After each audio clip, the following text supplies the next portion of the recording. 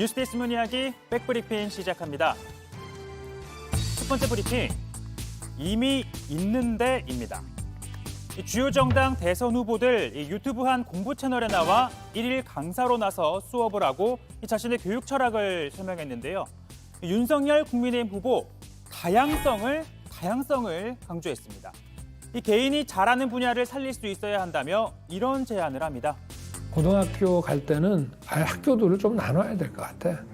기술고등학교, 예술고등학교, 과학고등학교 한 학교에 또 모여서 학교 생활을 하게 되면 그게 또 서로 간에 인격을 키우고 안목을 키워나가는 데 도움이 또 많이 돼요.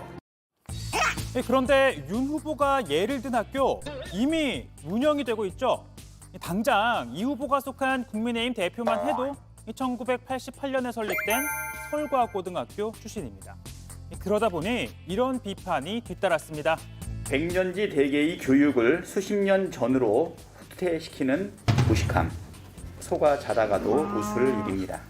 윤 후보가 교육 현실을 잘 모르는 정도가 아니라 전무하다는 것이 만천하에 들통났습니다. 그러자 국민의힘 선대본부 아니 그걸 몰라서 그런 말을 했겠느냐 반박에 나섰는데요. 지금 특목고는 학비가 비싸고 경쟁이 치열해 들어가기 어려우니 공교육의 역할을 강조하는 취지였다는 겁니다. 하지만 이를 두고선 이런 재반박이 이어졌죠. 꿈보다 해몽이라는 핀잔이 더해졌습니다.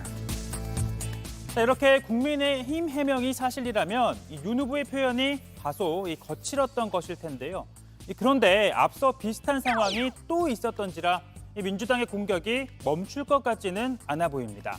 바로 대학생들을 만난 윤 후보가 미래 사회의 취업 시스템을 전망하는 듯한 말투로 이미 다 쓰고 있는 구인구직 앱을 얘기했던 일 말이죠. 앱을 깔면은 어느 기업이 지금 어떤 종류의 사람을 필요로 한다고 하는 것을 실시간 정보를 얻을 수 있는 있을 때가 여기 아마 한 1, 2학년 학생이 계시다 하면 졸업하기 전에 생길 것 같아요. 이때도 국민의힘은 뒤늦게 실시간을 강조한 거란 해명된다지만 공격이 이어졌었죠. 윤 후보, 앞으로는 집권 후 정책 구상을 밝히시려거든 이미 있는 것처럼 들리지 않게 표현과 시제에 주의를 기울이는 게 좋겠습니다. 다음 브리핑은요. 소셜미디어 자제령입니다.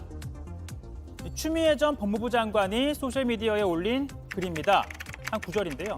이재명 후보를 대장동 비리 범인으로 몰았던 게 잘못된 판단이었다는 걸 시인하고 사과해라. 이 비판이 향한 건 다름 아닌 이낙연 전 대표입니다. 이 전 대표가 당내 경선 과정에서 이 대장동 의혹으로 이 후보를 공격했고 국민의힘에게도 빌미를 줬다는 겁니다. 그런데 추 전 장관이 글을 쓴 이날 이 전 대표가 민주당 선대위 총괄선대위원장을 맡은 첫날이었는데요. 이 비공개 회의에서 이 위원장 이렇게 강한 불쾌감을 드러냈다고 합니다.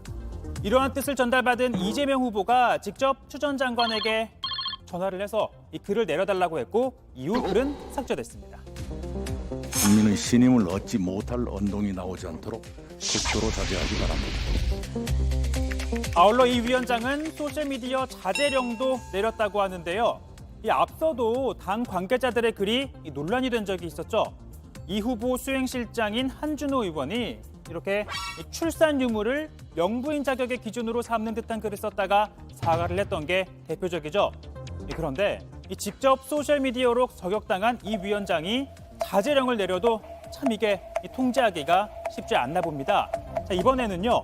민주당 서울시 의원 김연경이라는 분이요. 또 자녀가 없는 사람이 약자, 희생을 알 수 있겠냐라고 했는데 이번에도 윤석열 후보 배우자를 겨냥한 것 아니냐 이런 해석 나왔거든요.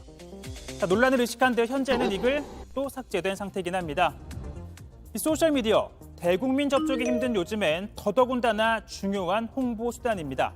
하지만 잘못 쓰면 좀처럼 씻어낼 수 없는 독이 된다는 사실도 각 캠프는 잊지 말아야 할 겁니다. 오늘 백브리핑은 여기까지입니다.